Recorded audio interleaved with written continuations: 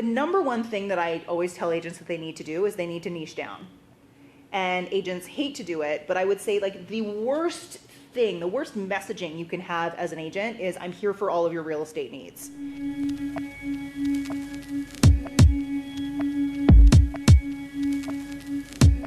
So your sphere of influence, a lot of people consider your sphere of influence just to be like your friends, your family, like your immediate contacts. I look at this a little differently. I consider anyone who's engaged with me on any sort of platform also part of my sphere of influence.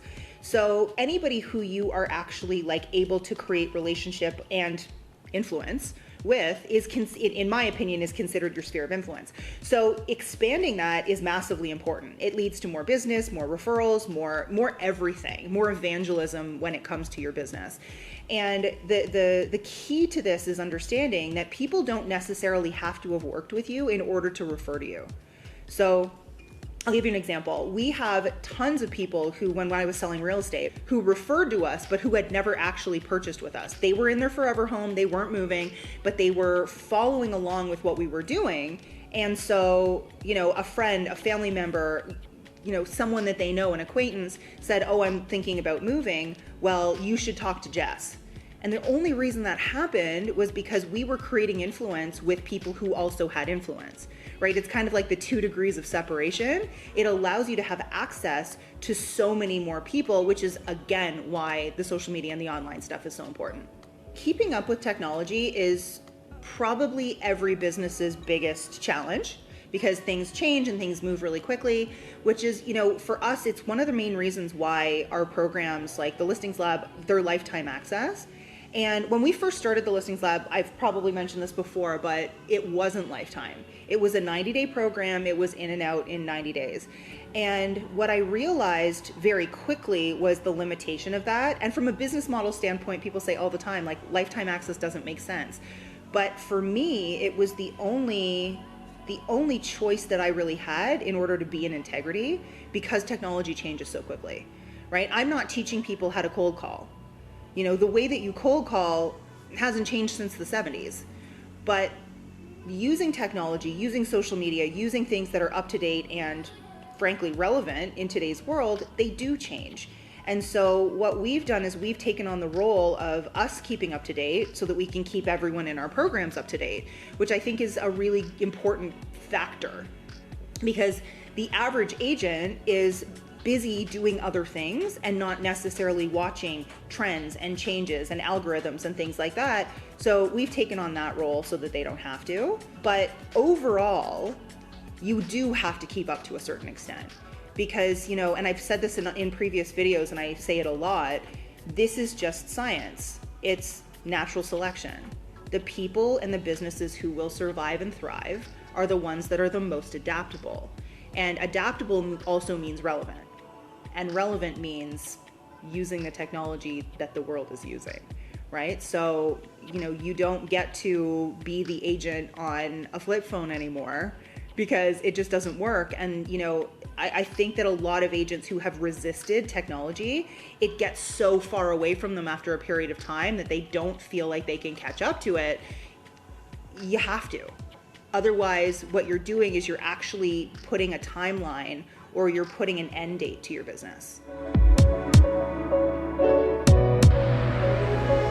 The most important thing that most newer agents aren't aware of is the fact that you actually are getting into a business where you have 2 jobs, right? Most agents believe that they're just going to be selling real estate and doing the things that are part of the realtor job. What they don't realize, or what they don't recognize, is that there's a whole other side of the business, which is client generation. If you can be the best agent in the world, but if you aren't good, or you don't have clients, you don't get to do that work.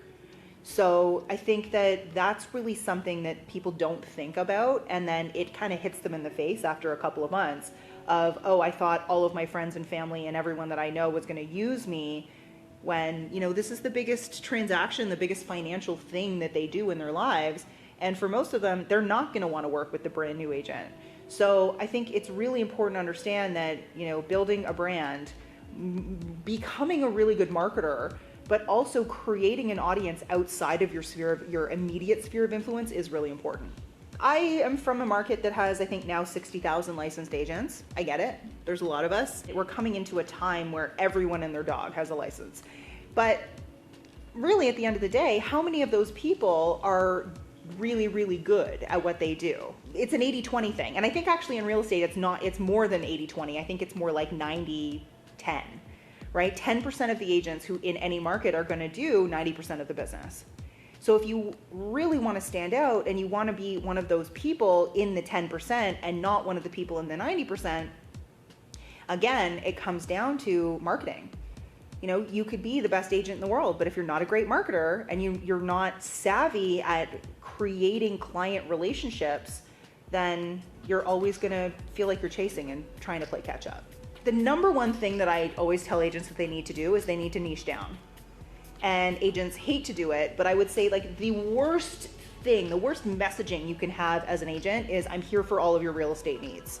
And we hear it all the time, right? I can help you buy, sell, rent, and invest from here to Timbuktu. And when you use that messaging, what ends up happening is you become the generalist.